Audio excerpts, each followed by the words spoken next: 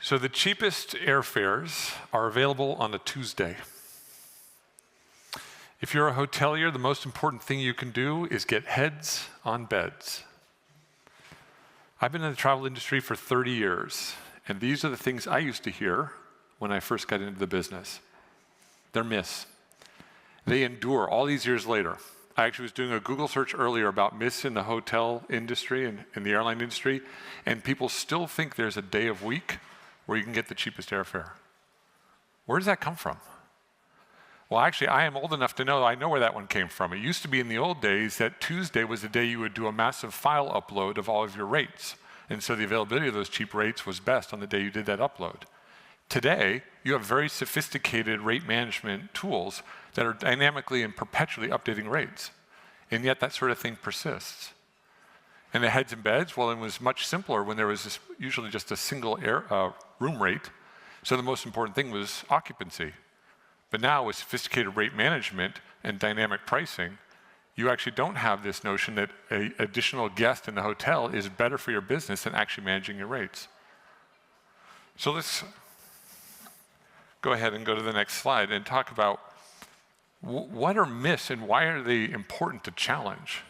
Well, there's a great quote here, but in general, what happens is in this very complex industry, we try to simplify things. We try to distill them down to a soundbite or something that actually we just take to be a given so that we don't have to think about it every single time. But if we don't stop and think about what those myths are, we don't stop and think about whether they're actually true, you can make some very faulty business decisions. And so for fun, I actually thought that maybe we could challenge some of these myths together at a time when there's a lot of change happening in the travel ecosystem. Distribution disruption, AI, there are things about personalization, and these are things that are very real, very top of mind, and we as participants in the travel ecosystem want to understand how to participate in them. So, as you saw, we're going to do a Slido code, and if you didn't do it in the first go-round, I'm going to ask you to go ahead and take a little snapshot of that. Go ahead and link over. And it's going to be very easy. I'm going to ask the question, you guys are going to answer, and then you'll get to hear my point of view, and then we'll see how close we are. So I'm trying to buy enough time to make sure everyone's got those phones out and they're going. I think this is the last chance to do it too, so if you want to get in on this. All right. So let's tee up the first one here, and maybe it's not a surprise that the first one's going to be about travel distribution. Now, you heard at the introduction, I am the president of Sabre Hospitality, which is the hospitality IT division. Sabre is probably best known for its GDS. So you might think I have a very biased point of view in the question I'm probably going to ask you in a second here. But do keep in mind that actually one of my jobs was to work for United Airlines running all of the direct channels. And I was responsible for distribution. So you can see that I actually have a perspective on this question of the role of distribution going forward. So let's put this to you. Airlines and hotels don't need intermediaries. Direct distribution is the way forward. So go ahead and hopefully on the Slido that's come up, you can go ahead and do a simple yes or no. They said there'd be music in the background. I can only just now hear it. There we go. All right, so you probably think I'm going to answer a certain way, so you might be surprised to see that, in fact, I answered the way you thought I would, which is false. Intermediation is actually incredibly important. Why is it that intermediation has become almost like a bad word?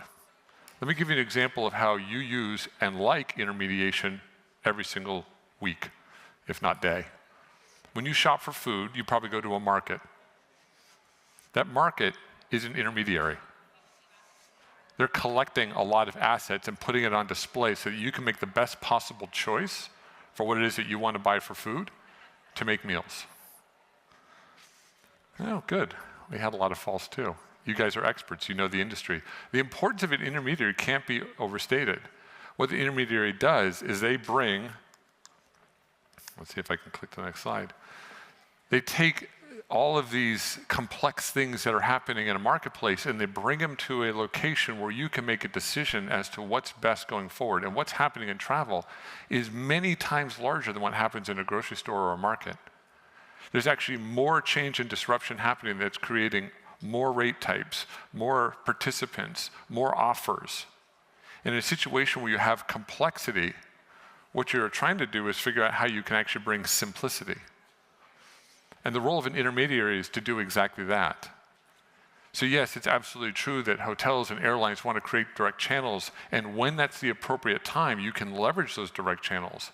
But to call that the only path, to call that the optimal path, is really a myth. That is false. We as consumers benefit from the intermediaries creating a sense of cohesion in what can be a lot of noise. Now, how do you do that? You need to create sort of an omni-channel. You need to bring data sources in from a lot of locations, and that can be really tough. And so as an intermediary, or even as a direct channel, but as an intermediary, how do you take all that information and present it? And it's not about actually narrowing things down. It's actually making sure that you can deliver the right offers and put those in front of the customer at the right time. So how are we doing on that? Not too well. So this is information from Expedia that I thought was very, very interesting. So in 2013, on average, we would look at 38 different sites or locations to try to get information about where we wanted to buy, what we wanted to purchase, what travel information we wanted to consume. And here we are in 2024, that number's up to 277. So it just goes to show you just the amount of information that has been created around travel, and the burden is on consumers to figure out how to digest that and make the right decision. So the idea, and how do you answer this, is actually retailing. It's how do you actually do personalized retailing to make sure that each individual feels as though they're getting the select set of information that works best for them. Now, personalization is something that hotels do all the time, that markets do all the time, direct channels can do. But doing digital personalization has proven to be very tough. We've been talking about digital personalization for over 20 years. People bought loyalty systems, they had access to a lot of information, and they were looking for ways that they could leverage that information to do something very special. And you've probably seen examples of this. So my next question to you is, do you think the travel industry knows how to do personalization at scale? And I'll go ahead and tee that one up for you.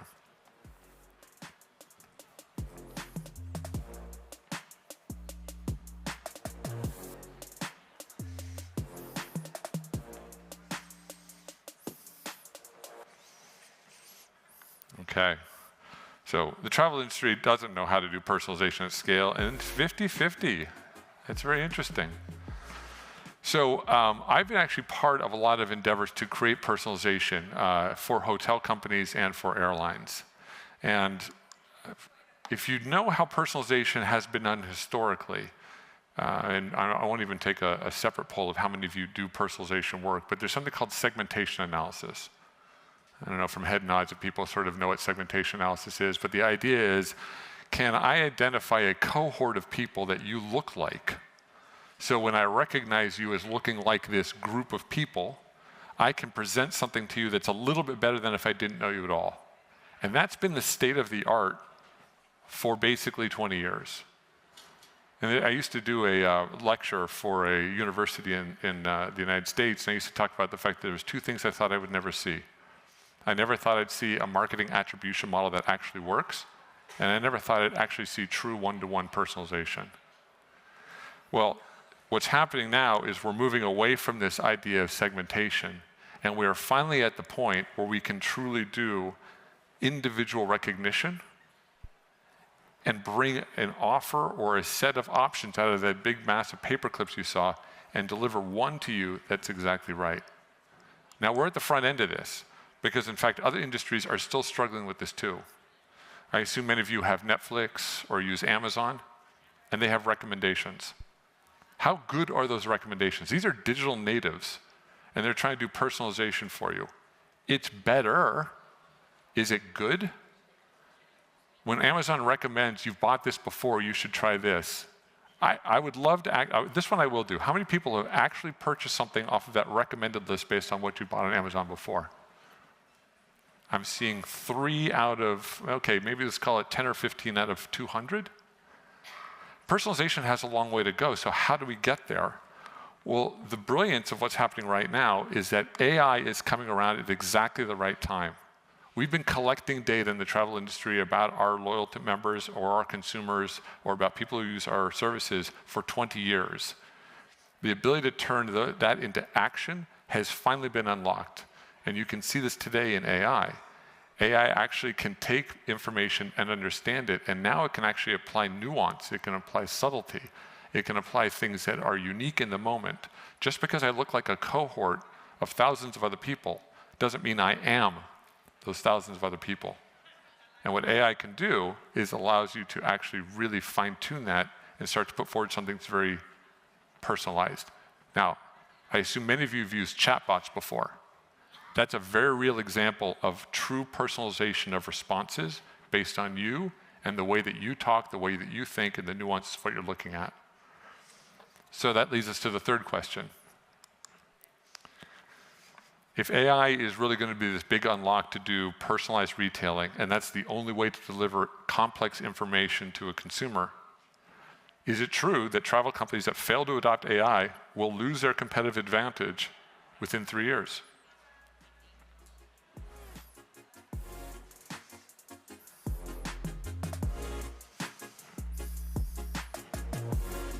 I'm starting to like the music more.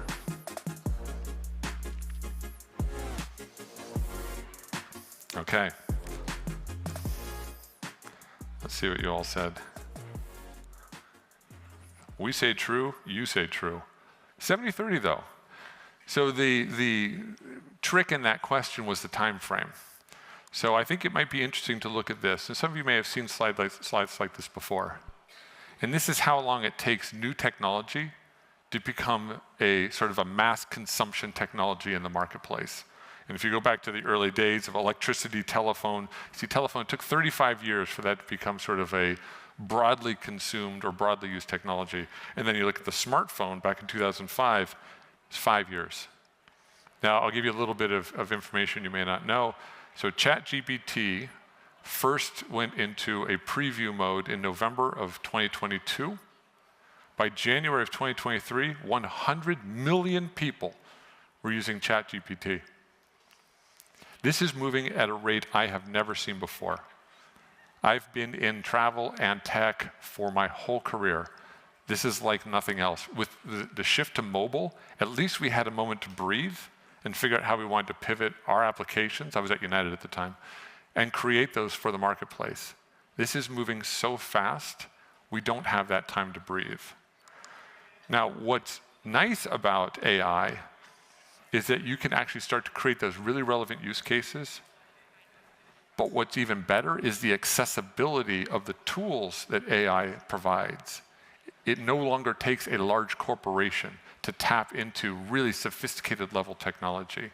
There are toolkits, there are things that you can play with, there's things that you can incorporate without redoing your infrastructure, without redoing your architecture, without redoing your tech stack. And there are now companies like Sabre that actually work with travel companies to integrate AI into their applications. And we're integrating AI into our applications. You will clearly be left behind. I'll do an analogy that works for me, and I think there's enough range of age in here that you would imagine this. Mobile phones have certainly been around since the 80s, quite frankly. The iPhone was a transition, and suddenly apps became a thing.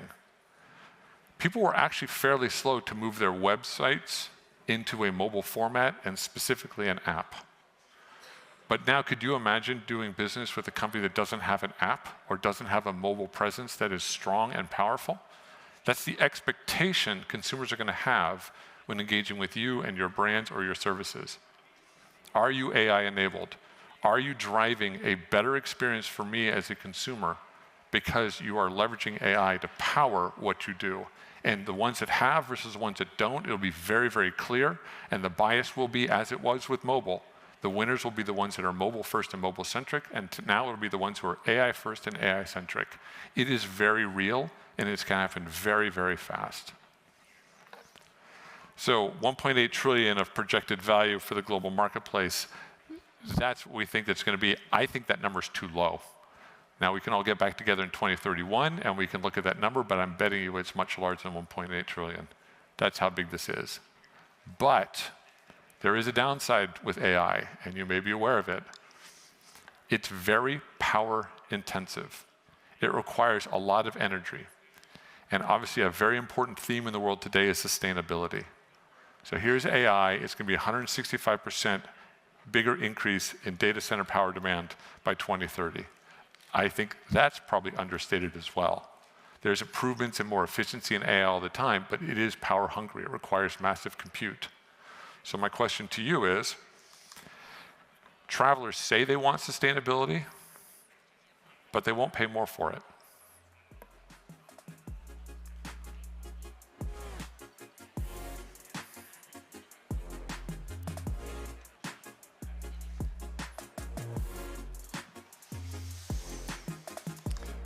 Regretfully, we say true. And now let's see what you said. Unfortunately, we all know this to be true. What's the problem? We all want it. We all say we want it. Well, there's a difference in say versus do. We as consumers, excuse me, we look for convenience. We look for simplicity. And the problem is you see here, 76% of travelers want to be more sustainable, but price remains the #1 priority when making a travel decision. And 50% claim that sustainability is important in their thought process of where they want to go. But when it comes down to it, 1 out of 10 actually apply that to the purchase decision. Well, you can shake your fist at that and say, well, what's wrong with the consumer? Why aren't they acting more rationally? Why aren't they doing the things that they know are best for the environment and best for us and best for this planet? Unfortunately, what it means is that the burden actually is going to fall on the suppliers to integrate sustainability more seamlessly into the purchase decision. Another way to say it is it needs to be built in and not bolted on. Now, that seems unfair that we as a travel companies and we as suppliers of travel need to take on that burden, but it is our responsibility, and it should be our privilege to try to find more and more ways to bring sustainability directly into the things that we offer and the way that we serve them. So no longer would it be a choice about, do I want sustainability or do I want something cheap? Do I want sustainability or do I want to be efficient and easy for me to consume it? They should be hand in hand. They should be things that come along naturally for the ride. And let's take that burden of responsibility away from the consumer, fair or not, and let's take that as a charge for us to do even more and move even faster. So let's sum this up. So we've got travel distribution. We must offer choice and convenience. Intermediaries play a role in all industries in doing exactly that. Personalization needs to evolve. Travel can be the pioneer in getting this right. We have the biggest mandate, we have the biggest challenge, we have the most complexity for consumers, and our ability to leverage AI to drive true personalization is here and now and ready to be used. And if you don't use AI, it's a now or never opportunity or moment for you. You will not get a second chance to lean in and find ways to use AI. Now, I will do one caution. Trying to do everything everywhere all at once, to reference a great movie title, is not wise when it comes to AI. You need to be very thoughtful about where you want to apply AI, be very specific, solve real use cases, and get value from them. So I'm not asking for a major burden. I'm telling you have a real opportunity to think very specifically on how you can use AI and start using it right away. And let's make sure that even though we're going to be driving that additional power demand by using AI, we're going to be doing things as travel providers and people who support the travel industry to ensure that sustainability becomes inherent into how we provide travel packages and travel solutions. So anyway, thank you for participating with me in the little consideration of these myths. I certainly don't want to hear about the fact that travel tickets, airline tickets are cheapest on a Tuesday, and I certainly don't want to hear that we're actually mistaken by some of the myths that are coming out today. You've been a great audience. I appreciate it. Thank you so much.